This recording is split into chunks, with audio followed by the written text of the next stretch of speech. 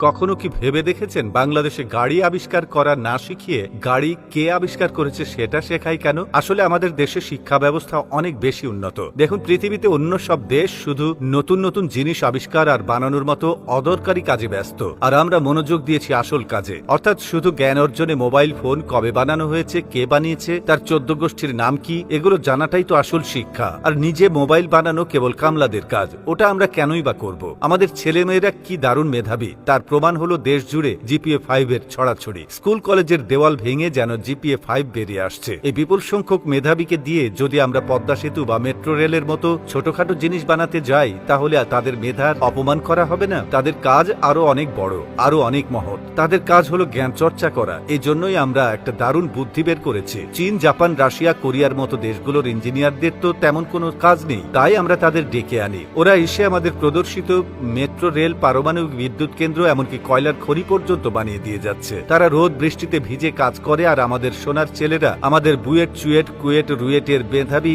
ইঞ্জিনিয়াররা ঠান্ডা ঘরে বসে সেই জ্ঞান আহরণ করছে। এটাই স্মার্টনেস। ওরা বানাবে আর আমরা শিখবো। ভাবুন একবার, আমাদের ইঞ্জিনিয়ারদের কি পরিমাণ পড়তে হয়। পদ্মা সেতুর দৈর্ঘ্য কত, কিলোমিটারের মধ্যে পিলারের সংখ্যা কত, মেট্রো রেল ঘন্টায় কত কিলোমিটার বেগে চলে, কোন স্টেশনে কয়টা সিঁড়ি আছে, রূপপুর পারমাণবিক কেন্দ্রের চুল্লির উচ্চতা ঠিক কত ফুট, এসব কি আর চারটিখানি কথা? জাপানি ইঞ্জিনিয়ার হয়তো মেট্রো রেল বানাতে জানে, কিন্তু তাকে যদি জিজ্ঞেস করা হয় ঢাকার কোন কোন এলাকার উপর দিয়ে এটা গেছে, সে কি এটা মুখস্থ বলতে পারবে? পারবে না। কিন্তু আমাদের বিসিএস পরীক্ষার্থীরা পারবে। এটাই হলো জ্ঞানের গভীরতা। বিদেশি ইঞ্জিনিয়াররা কাজ করে তাদের দেশে ফিরে যায়, কিন্তু তাদের তৈরি করা স্থাপনাগুলো আমাদের জন্য জ্ঞানের এক অপুরন্ত ভান্ডার হয়ে থাকে। আমাদের ইঞ্জিনিয়াররা তখন সেই জ্ঞান মুখস্থ করতে বসেন। বছরের পর বছর তারা এসব তথ্য মুখস্থ করে বিসিএস পরীক্ষায় খাতায় উগরে দেন। যার মুখস্থ বিদ্যা যত ধারালো, তিনি তত বড় কর্মকর্তা। দেশের সেবা করার এর চেয়ে ভালো উপায় আর কি হতে পারে? এদেশে একজন ইঞ্জিনিয়ারের কাজ তো ইট সিমেন্ট নিয়ে নয়, তার কাজ হলো ফাইল নিয়ে। আর ফাইলের ভেতরে তো আর ব্রিজ বা রাস্তা থাকে না, থাকে ব্রিজের দৈর্ঘ্য